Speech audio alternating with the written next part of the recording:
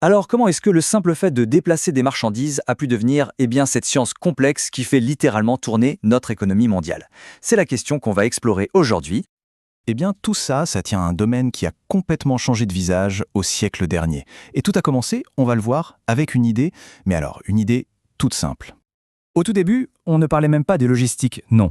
Le terme, c'était la distribution physique. C'est un concept qui vient tout droit du monde militaire et l'idée, c'était vraiment basique. Juste acheminer des objets d'un point A à un point B. Point final.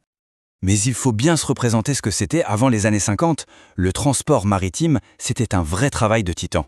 C'était lent, c'était laborieux. Chaque caisse, chaque sac, chaque objet était manipulé à la main, un par un.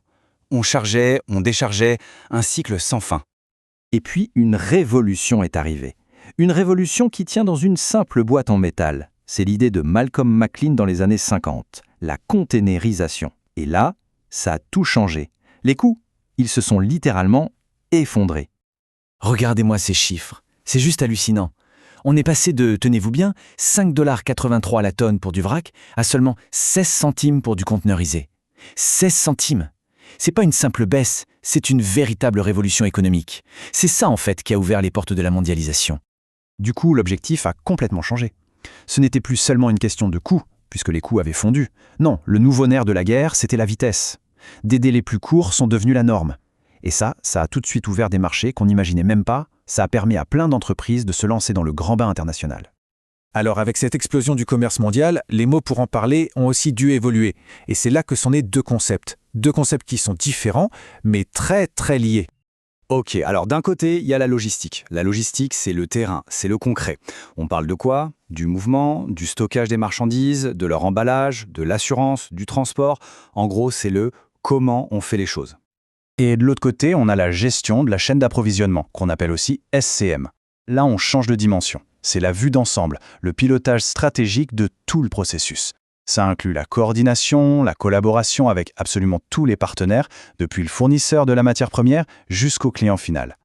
Donc, pour que ce soit bien clair, la logistique, c'est une pièce maîtresse absolument essentielle. Mais c'est une pièce du puzzle, un puzzle beaucoup plus grand qu'est la gestion de la chaîne d'approvisionnement.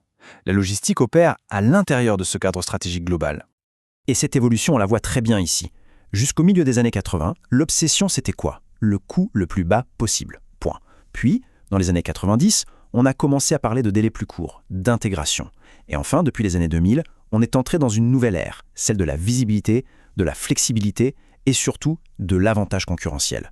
La chaîne d'approvisionnement est devenue une arme stratégique. Oui, parce que dans le monde actuel, juste déplacer des trucs d'un point A à un point B, ça ne suffit plus du tout. L'enjeu maintenant pour les entreprises, c'est de savoir précisément, à chaque seconde, où se trouve chaque produit. Et ce besoin de visibilité, ce n'est pas un luxe, c'est une nécessité. Des crises bien réelles nous l'ont montré.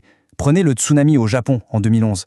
Certaines entreprises ont mis des jours à comprendre qu'elles étaient touchées, simplement parce qu'elles ne savaient pas où se trouvait leur fournisseur précisément. Ou plus récemment, en 2021, ce porte-container qui bloque le canal de Suez et qui paralyse le commerce mondial pendant une semaine, ces événements ont été un véritable électrochoc.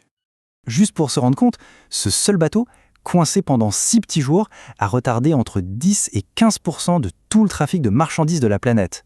Ça a forcé des centaines de navires à faire un détour immense, 7500 km de plus en passant par l'Afrique. C'est l'exemple parfait de la complexité, mais aussi de la fragilité de nos chaînes d'approvisionnement mondiales.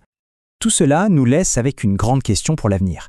Notre monde est de plus en plus connecté, de plus en plus interdépendant. Alors, la question se pose, quel sera le prochain maillon de cette immense chaîne mondiale ?